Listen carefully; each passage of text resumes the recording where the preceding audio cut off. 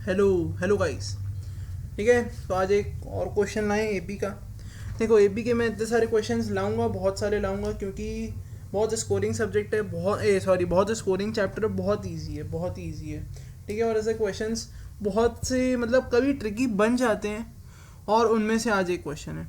ठीक है, थोड़ा सा इस क्वेश्चन में दिमाग लगेगा, कहाँ किस चीज़ की वैल्यू पुट करनी है।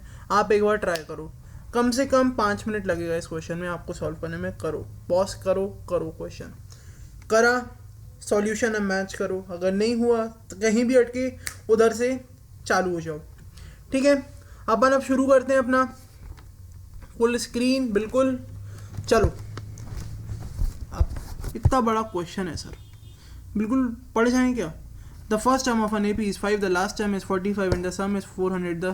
Find the number of terms and the common difference. Sir कुछ समझ में नहीं आया। अबे नहीं समझ में आएगा अगर इस तरीके से पढ़ोगे। पढ़ने की मतलब थोड़ी वो होती है, क्या बोलते हैं यार उसको, तरीका होता है कि हमें उस मेथड से ही पढ़ना है। चलो मैं बताता हूँ कैसे तरीके से पढ़ना है, ऐसे क्वेश्चंस को डील कैसे करना है। The first term of an AP is 5। अच्छा, the first term of an AP is 5। जो हमें भेजे में घुसे हमें उस तरीके से पढ़ना है। हमें कोई मतलब रेसिंग नहीं जीतनी है। ठीक है, the first term of an AP is 5। ठीक है, जो हमें दिया है वो हम लिखते जाएंगे, जो हमें दिया है वो हम लिखते जाएंगे, क्योंकि अगर हमें कुछ भी नहीं आएगा ना तो हमें सर गिवन के नंबर मिल जाएंगे। ठीक है, तो first term of an AP is 5, तो a इज इक्वल टू 5 बोल सकता हूँ, कुछ गुना तो नहीं करा। ठीक है, बहुत बढ़िया। The last term is 45, the last term is 45, the last term is 45। ठीक है, and the sum is 400। Sir sum की बात आ गई। सर जहाँ सम आता है हम लोग डर जाते हैं। अबे डरने की बात नहीं है, सोचो बस क्वेश्चन को समझना। The number of the terms and, अबे ये बहुत बड़ा बन गया। The find the number of the terms of the find the number of terms and the common difference of the AP। ठीक है, अब समझ में आया क्वेश्चन, मैं समझाता हूँ एक बार। फर्स्ट टर्म दिया है 5, हमें लास्ट टर्म दिया है, लास्ट टर्म दिया है। 2 मिनट। हाँ, हमें लास्ट टर्म दिया है 45। ठीक है, तो लास्ट टर्म को सर अगर हमें कुछ नहीं पता रहता, अगर हमें सर कुछ भी नहीं देते तो सर हम उसको nth टर्म ले लेते हैं, बट nth टर्म होता नहीं है वो, ये बात ध्यान रखना। ठीक है, तो सर हम nth टर्म इधर ले लेते हैं 45। ठीक है, पहले ये लिखना जरूर, पहले ये लिखना। ठीक है, और sum and the sum is 400, and the sum is 400। अच्छा, एंड द सम इज 400। अब यार एक तो ये लिखते नहीं बनता। And the sum is 400। समझ में आया? देखो भाई हैंडराइटिंग बहुत गंदी आएगी, मैं पहले ही बोल रहा हूँ। ठीक है, पर यार समझो, बस भावनाओं में जाओ तुम बस। ठीक है, एंड द सम इज 400। ठीक है, तो सर इसमें सर कुछ दो इक्वेशन बनेगी, क्योंकि हमें सर डी चाहिए और एन चाहिए। तो जब हमें सर दो वेरिएबल निकालने रहते हैं तो सर हम दो इक्वेशन पे जाते हैं।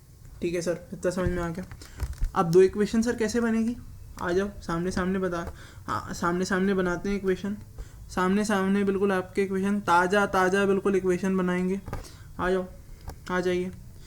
फर्स्ट इक्वेशन कैसी होगी, nth टर्म हमें दिया है, देखो कैमरामैन फोकस करो, हमें nth टर्म दिया है 45, हमें nth टर्म दिया है 45। ठीक है, अब इसको कैसे लिख सकते हैं अपन कि nth टर्म 45 दिया है, तो a हमें 5 है, सीधे लिखो 5 प्लस n-1 इंटू डी कितना है नहीं पता, और ये 45 बस। और हाँ, इधर ध्यान से भाई लिख देना nth टर्म का फॉर्मूला, क्योंकि ये मतलब चोचले बहुत होते हैं इनके नंबर वंबर ना देने के। a plus n-1 into D, और सम ऑफ एन टर्म्स भी सर पता है हमें, n/2 2a plus n-1 into D. बहुत गंदी हैंडराइटिंग है, बहुत ही गंदी हैंडराइटिंग है। ठीक है, ये ए है, हाँ ये ए है, लग नहीं रहा है पर ये ए है, अब लगेगा थोड़ा सा हल्का सा बिल्कुल। ठीक है, nth टर्म में पता है, तो हमारी फर्स्ट इक्वेशन बन गई, बधाई हो। अब हमें सम ऑफ एन टर्म्स पता है, या पहले इसको सॉल्व कर लें, थोड़ा सा इसको पहले सिंप्लीफाई कर लेते हैं, इसको थोड़ा सा पहले सिंप्लीफाई कर लेते हैं।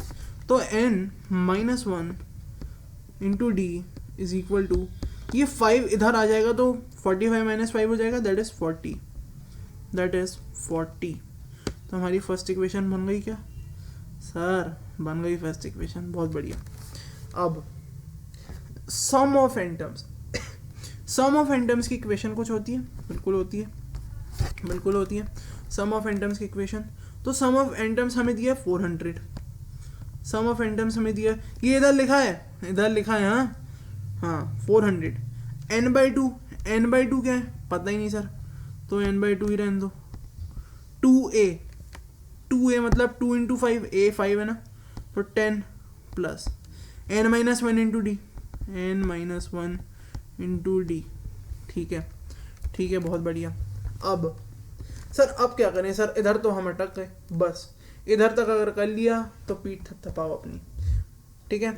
अब आगे मैं बताता हूँ, n minus one into D हमें फर्स्ट उस पर दिया है, तो क्या हम इसकी वैल्यू 40 नहीं लिख सकते?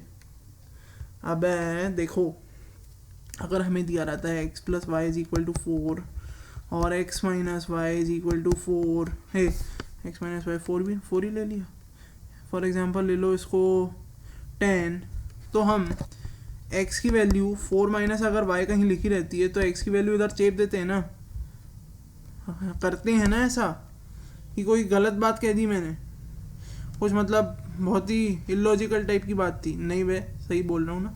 तो हमें n minus one into D की वैल्यू दी है 45, तो हम बिल्कुल रखेंगे, इसको रख दें, आ जाओ रख के देते हैं बिल्कुल इस पर। 400 is equal to n by two, sir n ही तो नहीं पता, कोई बात नहीं, n बाई टू इसको लिखे रहने दो, इधर 10 plus n minus one into D की जगह हम 45 लिख रहे हैं, तो लिख देते हैं 40 लिख रहे हैं, सॉरी माय मिस्टेक। अब देखो, अब देखिए, ये 2 है तो इधर जाके मल्टीप्लाई हो जाएगा, डिवाइड हो रहा है ना उधर, तो उधर जाके मल्टीप्लाई हो जाएगा, उधर जाके मल्टीप्लाई हो जाएगा, तो 800 is equal to n 10 plus 40 50, तो n की वैल्यू कितनी आ गई हमारी 800 अपॉन 50। देखो यार, ये बेसिक कैलकुलेशन आनी चाहिए, ठीक है, अगर ये भी नहीं आती तो थोड़ी प्रॉब्लम है यार, फिर कोई बात नहीं, बट टैकल करेंगे उसको भी। 3 और ये 30 से जाएगा तो 16, तो n की वैल्यू हमारी आ गई 16। वाह सर, n की वैल्यू आ गई, बहुत बढ़िया, बधाई हो। अब अगर n की वैल्यू आ गई तो तुम क्या बोलते हो, किसकी, d की वैल्यू नहीं निकाल सकते? बिल्कुल निकाल सकते हैं सर। ये इक्वेशन हम इधर ये क्या हो गया, ये क्या होगा, 2 minute, just a second, blue, ठीक है, हाँ, तो अब इसकी वैल्यू हम इधर पटक देंगे, इसकी वैल्यू अब हम इधर पटक देंगे, हाँ ना बोले यार, ठीक है। अब अगर इसकी वैल्यू हमने इधर पटक दी तो क्या आएगा, n की जगह 16 रखेंगे, तो 16 minus 1 into D is equal to 40, तो 16 minus 1 15 D is equal to 40, तो D is equal to 40 by 15, that is D is equal to कितना आ जाएगा 8/3। कैसा लगा, हो गया सॉल्व, ठीक है, थोड़ा सा कॉम्प्लिकेटेड था क्योंकि इधर n minus one into D अपन को नहीं पता था, हमने थोड़ा दिमाग लगाया क्योंकि हमें n और d दोनों ही नहीं पते थे, तो हमें सीधा मिल रहा था, हमने वैल्यू पुट कर दिया, हमें n की वैल्यू पहले 16 आ गई है, सॉरी क्या हो रहा है यार, हाँ इधर आ जाओ, n की वैल्यू हमें पहले 16 आ गई, फिर हमने n की वैल्यू इधर रख दी दूसरे ये वाले फॉर्मूले में, फिर हमारा d भी आ गया।